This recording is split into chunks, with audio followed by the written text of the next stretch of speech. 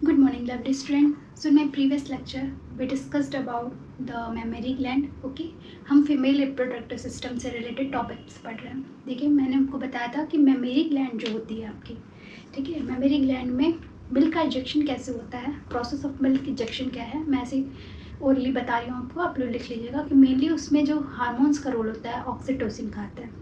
जब भी आपकी बेबी, कोई भी बेबी मिल्क को सक करती है तो उस टाइम पे पिट्यूटरी ग्लैंड से आपकी ऑक्सीटोसिन रिलीज होता है और वो ऑक्सीटोसिन आपकी कॉन्ट्रैक्शन ऑफ एल्वियोली को प्रमोट करेगी, जिससे आपका मिल्क इजेक्शन होगा.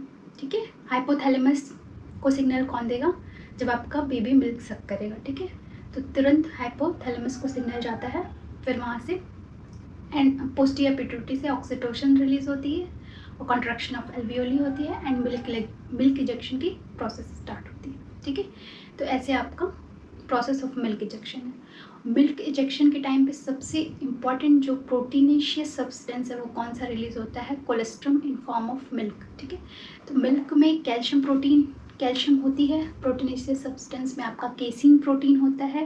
तो ये दिमाग में रखिएगा, ये क्वेश्चन अराइज कर सकता है. कौन सा प्रोटीन होता है मिल्क में? Casein protein. ठीक है, और सब्सटेंस क्या होता है आपका, जिसको मतलब प्रोटीनेशियस है, विटामिन उसमें इन्फ्यूज्ड है, कैल्शियम आयन है, उसको होली फॉर्म में क्या कहते हैं? कोलेस्ट्रम. ओके, अब हम देखिए स्टार्ट करते हैं अपना नेक्स्ट टॉपिक, मेंस्ट्रुअल साइकिल.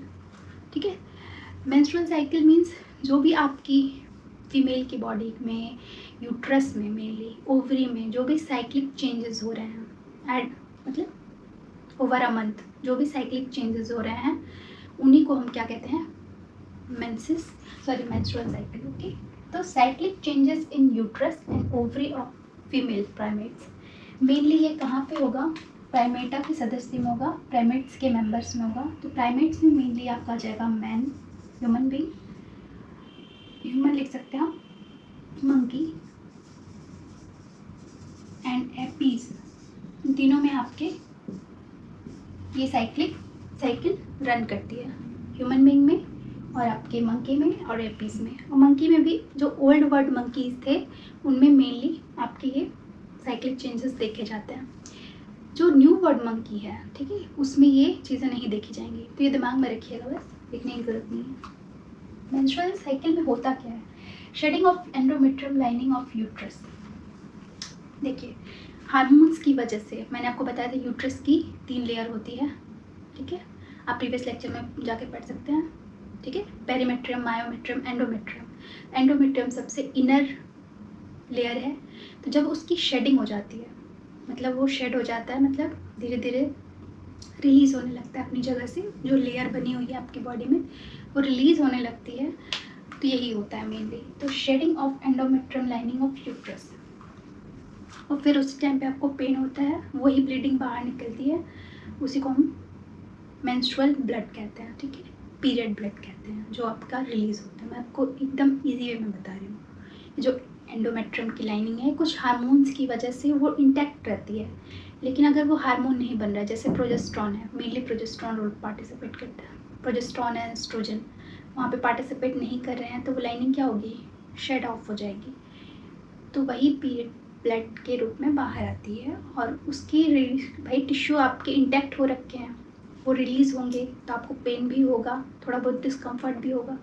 तो वही आपको पीरियड के टाइम पे होता है. देखिए, सीक्वेंस ऑफ मेंस्ट्रुअल साइकिल, इसको नोट डाउन कर लीजिए. सीक्वेंस ऑफ मेंस्ट्रुअल साइकिल में क्या है, क्या होता है? ड्यूरिंग प्यूबर्टी आपकी कब आती है? 12th स्टेज के बाद, मतलब 12 एज के. अब तो लड़कियों को जनरली 10th मतलब 10th एज की हो रही हैं, 8th एज की हो रही हैं, तब तक ही उनको मेंस्ट्रुअल स्टार्ट हो जा रहा है. क्यों? क्योंकि इन्वायरमेंटल चेंजेस आ रहे हैं. ठीक है, मोबाइल फ़ोन का यूजेस ज़्यादा हो रहा है, तो वो सारी चीज़ें बहुत इम्पैक्ट डालती हैं आपके शरीर पे. तो that's why during puberty release of GnRH from hypothalamus. GnRH gonadotropin releasing hormone. ठीक है, वो हमेशा, ये सब मैंने आपको इतनी बार बताया कि रट गया होगा. Acts on anterior pituitary. ठीक है, किस पे एक्ट करेगी? एंटीरियर पिट्यूटरी पे एक्ट करेगी. कौन? GnRH. रिलीज ऑफ GnRH से कौन सा हार्मोन रिलीज होता है? Gonadotropin hormone, follicle stimulating hormone and LH. इन्हीं दोनों का रोल मेनली आ रहा है आपका फीमेल रिप्रोडक्टिव सिस्टम में एंड मेल रिप्रोडक्टिव सिस्टम. तो इसको तो आप लोग भूलिए मत, इन दोनों हार्मोन को. ठीक है। Release of estrogen and progesterone, जब ये रिलीज होते हैं तो आपके एस्ट्रोजन एंड प्रोजेस्टेरॉन भी रिलीज करते हैं। एस्ट्रोजन क्या करता है, ग्राफिन फॉलिकल्स को स्टिमुलेट करने में वर्क करता है, जो भी फॉलिकुलर स्टेज है उसको मेंटेन करने में हेल्प रोल प्ले कर रहा है। प्रोजेस्टेरॉन क्या करता है, कॉर्पस ल्यूटियम से आपका प्रोजेस्टेरॉन रिलीज हो रहा है, ठीक है। तो ये दोनों हार्मोन भी रिलीज होना स्टार्ट हो जाते हैं। अभी मैं आपको डायग्राम के थ्रू बताऊंगी कि हो क्या रहा है एक्चुअली, क्योंकि अगर आपको ये समझ में आ गया तो पूरी साइकिल समझ में आ जाएगी कैसे रन कर रही है, ठीक है। तो release of estrogen and progesterone, estrogen क्या कर रहा है, आपके फॉलिकुलर स्टेज को, फॉलिकुलर फेज को बनाने की कोशिश कर रहा है। एंड प्रोजेस्टेरॉन जो प्रेगनेंसी हार्मोन है, कार्पस ल्यूटियम से रिलीज होता है। ये मैंने आपको प्रीवियस लेक्चर में बताया है प्रोजेस्टेरॉन कैसे रिलीज होता है कार्पस ल्यूटियम से, ठीक है। तो target endometrium lining of uterus, ये दोनों हार्मोन जो है क्या करेंगे, एंडोमेट्रियम लाइनिंग ऑफ यूट्रस को बनाए रखें। अगर प्रोजेस्टेरॉन रिलीज हो रहा है तो वो लाइनिंग आपके एंडोमेट्रियम लाइनिंग, इसको ध्यान से समझिएगा, एंडोमेट्रियम लाइनिंग, अगर प्रोजेस्टेरॉन रिलीज हो रहा है प्रॉपरली तो एंडोमेट्रियम लाइनिंग बनी रहेगी, आप प्रेगनेंसी के चांसेस हो जाते हैं वहाँ पे, ठीक है। आप प्रेग्नेंट हो सकते हो जब भी प्रोजेस्टेरॉन, पी से याद रखिए, पी से प्रेगनेंसी, ठीक है। और अगर प्रोजेस्टेरॉन हार्मोन वहाँ पे कम रिलीज होने लगे, उनका अमाउंट कम हो जाए, ठीक है, ठीक है, तो उस समय आपकी प्रेगनेंसी नहीं रुकती है। क्या होता है, वो जो लाइनिंग होती है एंडोमेट्रियम की वो शेड ऑफ हो जाती है, निकलने लगती है, रिलीज होने लगती है ब्लड के फॉर्म में। तो कभी कभी किसी को क्लॉट्स भी आते हैं, ठीक है, जब वो लाइनिंग बहुत थिक हो जाती है तो उसमें पेन भी बहुत ज़्यादा होता है। तो लोगों को लगता है, देखिए सबकी बॉडी क्या होती है, सारी फीमेल्स में सबकी बॉडी अलग अलग है, ठीक है। तो किसी को पेन बहुत ज़्यादा होता है, किसी को पेन बहुत कम होता है, क्योंकि सबकी बॉडी में हार्मोन्स का कॉन्सेंट्रेशन अलग अलग है। तो किसी को पेन बहुत आता है तो उसको जज मत कीजिए कि वो पीरियड में ऐसे रहती है वैसे रहती है, दर्द होता है उसे बहुत है, कुछ करती नहीं है। भाई उसकी सिचुएशन आप समझिए ना, पूरा एक टिश्यू आपकी बॉडी से रिलीज़ हो रहा है ब्लड के फॉर्म में, ठीक है। ऑब्वियसली आपको डिस्कम्फर्ट बहुत ज़्यादा होगा, ठीक है। तो इस चीज़ में किसी को जज नहीं करना चाहिए, ओके, मेरे हिसाब से। तो देखिए, target endometrium lining of uterus, shedding of uterus endometrium, ठीक है। जब आपका प्रोजेस्टेरॉन कम रिलीज हो रहा है कार्पस ल्यूटियम से तो ये हो जाएगा आपका यूट्रस शेड कर देगा एंडोमेट्रियम लाइनिंग को। तो यही हो रहा है सीक्वेंस ऑफ मेंस्ट्रुअल साइकिल में। अब इसको हम इस डायग्राम के थ्रू पढ़ेंगे कि एक्चुअली जो हार्मोनल रोल है, कब कौन सा हार्मोन किस स्टेज में बढ़ रहा है, ये देखेंगे, ठीक है। इसको नोट डाउन कर लीजिए।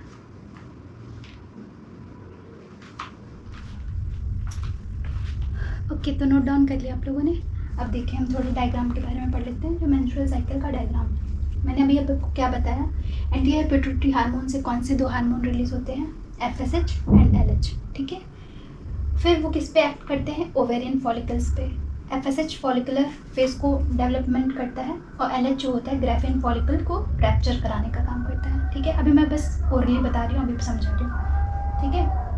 ओवेरियन हार्मोन, ओवेरियन फॉलिकल्स जो हैं ओवेरियन हार्मोन पे एक्ट करेंगे, जिसमें आपका एस्ट्रोजन प्रोजेस्टेरॉन आएगा, ठीक है। ये एस्ट्रोजन एंड प्रोजेस्टेरॉन का डायग्राम है, ठीक है। ग्राफियल जो होता है, यूट्राइन साइकिल कैसे भी वर्क करेगी वो मैं बताती हूँ, ठीक है। मेंस्ट्रुअल फेज जो है आपका कौन लेकर आएगा, FSH एंड LH, ठीक है। एस्ट्रोजन प्रोजेस्टेरॉन भी लेके आता है आपका मेंस्ट्रुअल फेज, मतलब हार्मोनल रोल पार्टिसिपेट करते हैं। कौन कौन से फेज आते हैं आपके, menstrual, follicular, ovulatory and luteal. कैसे याद रखेंगे, MFOL, MFOL, ठीक है। M फॉल से याद रख लीजिएगा, menstrual phase, follicular phase, ovulatory phase and luteal phase, ठीक है। देखें मैंने क्या बोला था, during puberty release of GnRH from hypothalamus. मान लीजिए आपकी हाइपोथैलेमस है, ठीक है, यहाँ से आपका FSH एंड LH रिलीज हो रहा है, एंटीरियर पिट्यूटरी हार्मोन। देखिए जब आपकी FSH, देखिए अभी आपकी FSH जो है, FSH हार्मोन वो अभी लोअर स्टेज पे है, ठीक है। कहाँ पे बढ़ रही है, फॉलिकुलर फेज में, फॉलिकुलर स्टिमुलेटिंग हार्मोन नाम से ही है। यहाँ पे इसका सर्ज क्या हो जाएगा, उठ जाएगा, मतलब बड़ा हो जा रहा है। फिर FSH कम रिलीज होगा, क्यों, क्योंकि फॉलिकुलर फेज यहाँ पे ग्राफियन फॉलिकुलर रैप्चर हो रहा है, फॉलिकुलर फेज आपका क्या हो रहा है, डिलीट हो रहा है वहाँ से। एल एच का सर्ज कहाँ पे आ रहा है, देखिए एल एच पहले धीरे धीरे रिलीज़ हो रही है, कम रिलीज़ हो रही है, फिर अचानक से इसका सर्ज मतलब इंक्रीज़ हो रहा है इसका अमाउंट एल एच का, किस फेज़ में, ओव्यूलेटरी फेज़ में, ठीक है। तो एल एच जो होती है आपकी यहाँ पे एल एच का सर्ज आता है किस स्टेज पे, ओव्यूलेटरी फेज़ पे, ठीक है, ध्यान से सुनिएगा। अब ओवेरियन फॉलिकल में इन दोनों हार्मोन्स की वजह से क्या हो रहा है, ऑब्वियसली एफएसएच रिलीज़ हो रही है, तो ये फॉलिकल्स डेवलप हो रहे हैं अभी, ठीक है। तो ये प्राइमरी है आपका, सेकेंडरी है, टर्सीरी है फॉलिकल, ये मैंने आपको प्रीवियस लेक्चर में पढ़ाया, ठीक है। फिर उसके बाद से क्या हो रहा है आपका, ग्राफियन फॉलिकल मैच्योर फेज आ रहा है, ये रैप्चर हो रहा है एलएच सर्ज की वजह से, ठीक है। तो जब ये ग्राफियन फॉलिकल रैप्चर होता है तो क्या रिलीज होता है, सेकेंडरी oocyte, मैंने आपको प्रीवियस लेक्चर में बताया। फिर क्या होता है, कार्पस ल्यूटियम स्टेज आता है, कार्पस ल्यूटियम क्या रिलीज करती है फॉलिकुलर फेज में, प्रोजेस्टेरॉन, ठीक है। अब देखिए प्रोजेस्टेरॉन दोनों हार्मोन का रोल रहेगा, यहाँ से एस्ट्रोजन भी आपका रिलीज होता है ओवेरियन हार्मोन में, तो दिस इज योर एस्ट्रोजन, ये जो आपका इस कलर में है this is estrogen hormone, estrogen, and this is your red colour में जो है प्रोजेस्टेरॉन। ग्राफ में आपको कैसी ये साइकिल रन कर रही है मैं बता रही हूँ, ठीक है। एस्ट्रोजन देखिए पहले आपकी कम रिलीज होती है, इसका सर्ज कहाँ आ रहा है, मतलब कहाँ इंक्रीज हो रही है, ओव्यूलेटरी फेज में ऑब्वियसली, ठीक है। फॉलिकुलर फेज में भी थोड़ा सर्ज आएगा, ओव्यूलेटरी फेज में, ल्यूटल फेज में इसका सर्ज एकदम डिक्रीज हो जाएगा। प्रोजेस्टेरॉन ऑब्वियसली सी बात है कि कॉर्पस ल्यूटियम से ही प्रोजेस्टेरॉन रिलीज होता है, तो प्रोजेस्टेरॉन का सर्ज कहाँ आएगा, रेड वाला देखिए, प्रोजेस्टेरॉन का सर्ज कहाँ आ रहा है, ऑब्वियसली ल्यूटियल फेज में, ठीक है। आई होप कि आपको क्लियर हो रहा होगा मैं क्या कह रही हूँ। एस्ट्रोजन जो है देखो यहाँ पे एस्ट्रोजन का सर्ज आ रहा है, क्यों आ रहा है, क्योंकि ये फॉलिकुलर डेवलपमेंट को प्रमोट करता है, एफएसएच और आपका एस्ट्रोजन। प्रोजेस्टेरॉन का सर्ज कहाँ आ रहा है आपका, ल्यूटियल फेज में, ठीक है। अब देखिए यूट्राइन साइकिल जो आपकी मेन साइकिल है कैसे वर्क कर रही है यहाँ पे, ये आपका यूट्रस की लाइनिंग थिन हो रही है, किसकी वजह से, FSH, LH, estrogen and progesterone की वजह से, ठीक है। ये मेंस्ट्रुअल फेज, मेंसेस जिसको हम कहते हैं, ब्लीडिंग वाला फेज, से ब्लीडिंग वाली फेज है ये। ब्लीडिंग फेज कौन लाता है, जब प्रोजेस्टेरॉन आपका देखिए ल्यूटियल फेज जैसे ही खत्म होगा वैसे ही आपका ब्लीडिंग फेज आएगा, मतलब प्रोजेस्टेरॉन का अब अमाउंट कम हो गया। जस्ट ल्यूटियल फेज के बाद क्या आता है, मेंस्ट्रुअल फेज, भाई ये खत्म होगा तभी तो ये आएगा ना ब्लीडिंग फेज। ल्यूटियल फेज को इसीलिए हम क्या कहते हैं,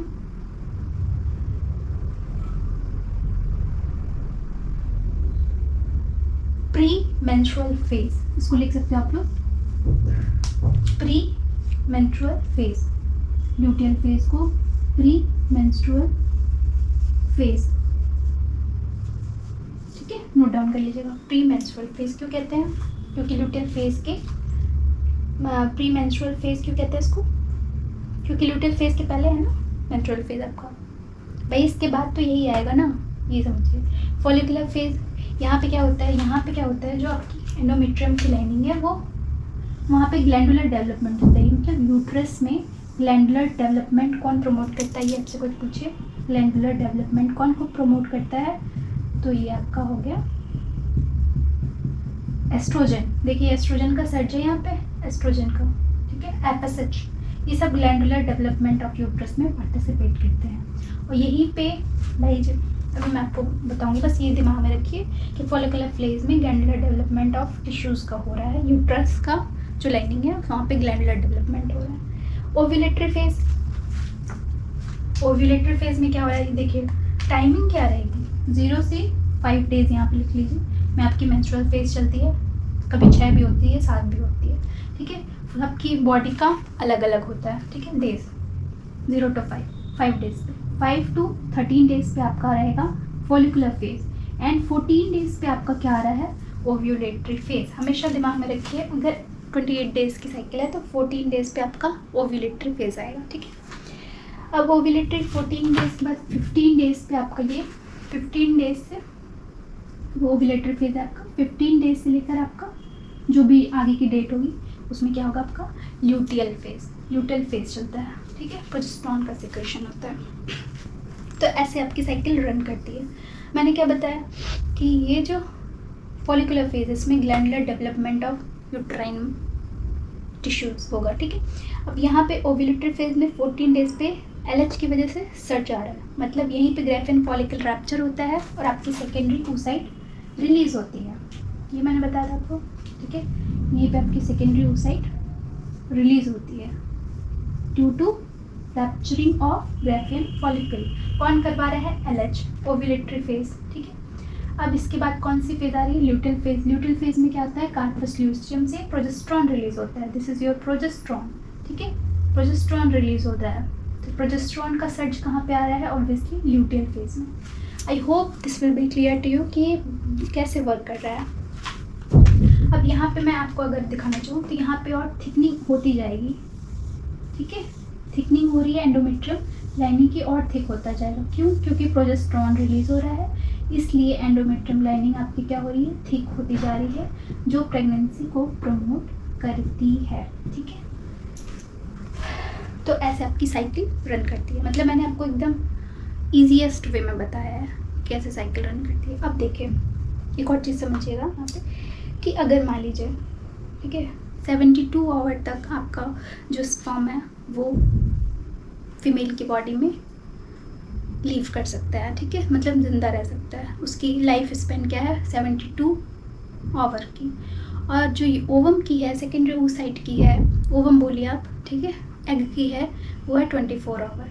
अगर 14 डेज पे, ठीक है, मीटिंग होती है आपकी, इंटरकोर्स होता है, तो उस टाइम पे अगर मान लीजिए आपका ये फैलोपियन ट्यूब है, समझिएगा ध्यान से, फैलोपियन ट्यूब में ये आपका ओवम है, ठीक है, स्पर्म बनते हैं, और अगर जाइगोट बन जाता है आपका, फिर ब्लास्टोसिस्ट के फॉर्मेशन के लिए, ब्लास्टोला के फॉर्मेशन के लिए या ब्लास्टोसिस्ट के फॉर्मेशन के लिए, ब्लास्टोसिस्ट, ठीक है, देखिए हो रहा है 72 आवर्स, फिर 7 वीक तक, मतलब सॉरी 7 वीक कह रही हूँ, 1 वीक तक आपका प्रेगनेंसी क्या हो जाता है, आपको पता चल जाता है कि आप प्रेग्नेंट हो कि नहीं।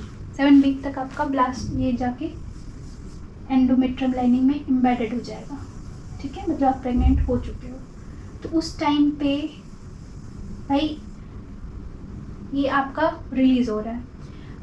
कितने डेज हो गए? मान लो ये 15 डेज पे, 14 डेज पे आपका मीटिंग हो रहा है, ठीक है, 15 डेज पे आपका ल्यूटेल फेज स्टार्ट हो जाएगा। तो ल्यूटेल फेज में आपका प्रोजेस्टेरॉन तो रिलीज हो रहा है, लेकिन अब भाई 7 डेज ये भी जोड़ लीजिए, 7 डेज में आपका एम्बेडेड हो जाता है आपका ब्लास्टोसिस्ट यूट्राइन में, यूट्राइन टिश्यू में, यूट्राइन मसल में, एंडोमेट्रियम में जाके हो जाता है। तो +7 कितना हो गया? 22 डे। अब कौन मेंटेन करेगा? प्रोजेस्टेरॉन को, ठीक है। अब प्रोजेस्टेरॉन धीरे धीरे कम होने लगता है ना, क्योंकि ये साइकिल आने लगेगी आपकी, कौन सी? मेंस्ट्रुअल फेज आ सकता है आपका अगर प्रेगनेंसी नहीं होती है तो। और अगर आप प्रेग्नेंट हो गए तो उस टाइम पे क्या होगा? जो ब्लास्टोसिस्ट है वहाँ की सेल्स जो होती हैं वो SCG रिलीज करती हैं, ठीक है। तो SCG की वजह से आपका प्रोजेस्टेरॉन मेंटेन रहता है, प्रोजेस्टेरॉन हार्मोन मेंटेन रहता है, वहाँ की थिकनिंग को वो प्रमोट करता रहता है, ब्लास्टोसिस्ट की फॉर्मेशन को प्रमोट करता रहता है। तो ये होता है अगर आप प्रेग्नेंट हो जाते हो तो। और अगर नहीं होगे तो कॉर्पस ल्यूटियम रैप्चर हो जाएगा, ठीक है। कॉर्पस ल्यूटियम ऑब्वियसली रैप्चर होता है तो क्या बनता है? कॉर्पस ल्यूटियम क्या रिलीज करता है? प्रोजेस्टेरॉन रैप्चर हो जाएगा, कार्पस एल्बिगेंस का फॉर्म आ जाएगा, फिर आपका ये मेंस्ट्रुअल फेज आ जाता है, ठीक है। मतलब आप अगर आप प्रेग्नेंट नहीं हुए हो तो क्या होगा? आपका मेंसेस स्टार्ट हो जाएगा, एंडोमेट्रियम की लाइनिंग शेड ऑफ हो जाएगी, प्रोजेस्टेरॉन का रिलीज बहुत ही लो हो जाएगा, उसका हार्मोन का लेवल बहुत लो हो जाएगा। इसीलिए कहते हैं प्रेगनेंसी हार्मोन कौन सा है? प्रोजेस्टेरॉन, ठीक है। तो इसको मैं फिर से समझा दूंगी। आई होप कि आपको ये चीज़ क्लियर हो गई होगी एकदम। अगर आपको कुछ भी कोई भी पॉइंट समझ में नहीं आता मुझसे कमेंट सेक्शन में लिख के पूछ सकते हो, ठीक है। तो मिलते हैं नेक्स्ट वीडियो में। Thank you so much. I hope this will be clear to you. इसको अच्छे से बना लीजिएगा आप लोग अपने हिसाब से। कौन कौन से हार्मोन के रोल आ रहे हैं, कहाँ पे आ रहे हैं, कहाँ किसका सर्ज आ रहा है, यही बस आपको दिमाग में रखना है, ठीक है। इसको नोट डाउन कर लीजिए। और ये देखिए, shedding of endometrium lining of uterus को हम कहते हैं फ्यूनरल ऑफ ओवम, ठीक है, फ्यूनरल ऑफ ओवम। ओके, तो ये भी नोट डाउन कर लीजिएगा, ठीक है? तो इसको नोट डाउन कर लीजिए, तो फिर मिलते हैं नेक्स्ट वीडियो में। Thank you so much.